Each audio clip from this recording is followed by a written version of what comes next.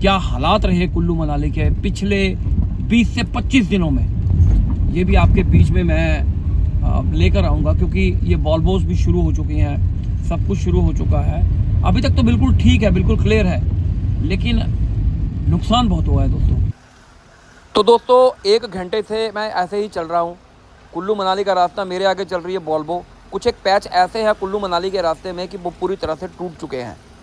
उसके बाद मैं शिलौर नाम का एक रिसॉर्ट है, उसके पास भी पहुंचूंगा, वहां के हालात भी आपको दिखाऊंगा। ये बारिश 6 अक्टूबर की लगी हुई थी, जो तब का ब्लॉग मैं आपको आज दिखा रहा हूं। मतलब आज की सिचुएशन में 6-7 दिनों में तो क्या ही बदला होगा, लेकिन काफ़ी कुछ चेंज हो जाता है, क्योंकि BRO ने पूरी जिम्मेवारी इस जगह की लेके रखी होती है। फिलहाल आगे बढ़ते हैं दोस्तों। कुछ एक रास्ते पक्के भी हैं, अच्छे भी हैं, हर जगह से नहीं टूटा है हाईवे, लेकिन जिस हिसाब से ये काम लगा, ये देखो भाई गाड़ियाँ ही गाड़ियाँ, टिप्पर ही टिप्पर, JCB ही JCB।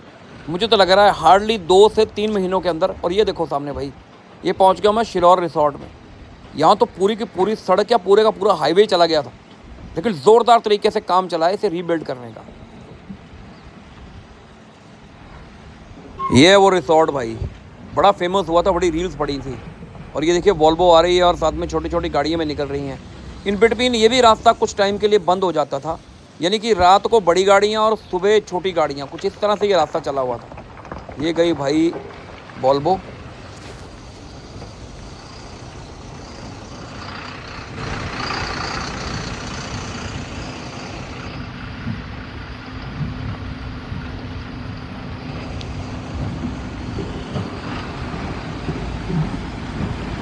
दो तीन पैच इन 8 से 10 किलोमीटर में ऐसे हैं कि ऐसा लग रहा है कि मनाली को तो बिल्कुल साफ़ ही कर दिया ब्यास ने।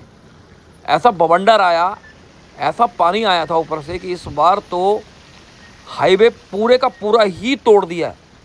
कई किलोमीटर लंबा हाईवे जो था, इस ब्यास के बवंडर ने ख़त्म कर दिया। ये देखो, इन रास्तों में टाइम लग रहा है, इन रास्तों में थोड़ी दिक्कत हो रही है हमें पहुंचने में मनाली में। धीरे धीरे चली हुई हैं गाड़ियाँ।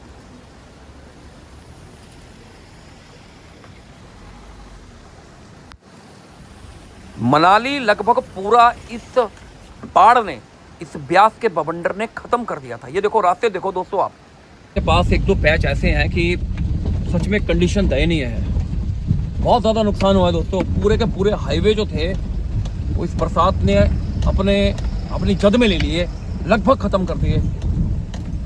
मनाली क्रॉस करने के बाद मैं निकला अटल टनल की तरफ दोस्तों। मुझे किसी ने ऐसा बताया कि दूसरी तरफ बर्फबारी हो रही है, लेकिन यहाँ तो बारिश ही लगी हुई थी, लेकिन सामने बर्फ़ का पहाड़ मुझे कुछ अलग ही संकेत दे रहा था।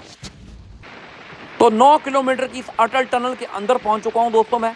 क्या खूबसूरत नज़ारे हैं इसके। अब देखते हैं कि अटल टनल के यानी कि दूसरी तरफ नॉर्थ पोर्टल में क्या माहौल है और क्या चल रहा है।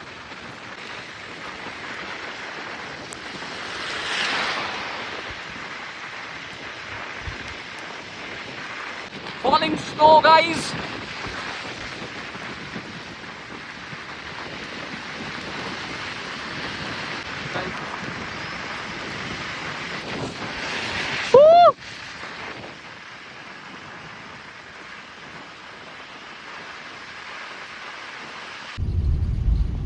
भाई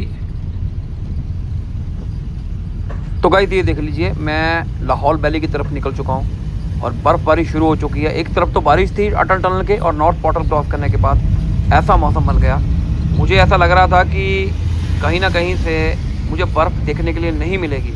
लेकिन भाई बुरे तरीके से शुरू हुई है बर्फ़बारी। बारिश थोड़ी हो रही है।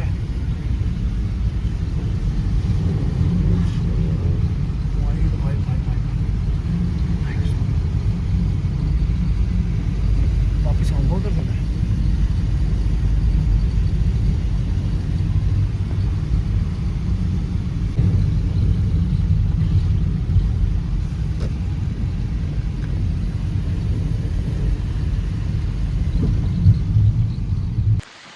तो दोस्तों सिसु के दूसरी तरफ तो स्नोफॉल शुरू हो गया। लाहौल घाटी में मैं तांदी की तरफ निकल रहा हूँ, देखता हूँ आगे के हालात क्या होंगे और डस्टर मेरी मुझे क्या रिस्पांस देगी। आप बने रहिए नेक्स्ट ब्लॉग में।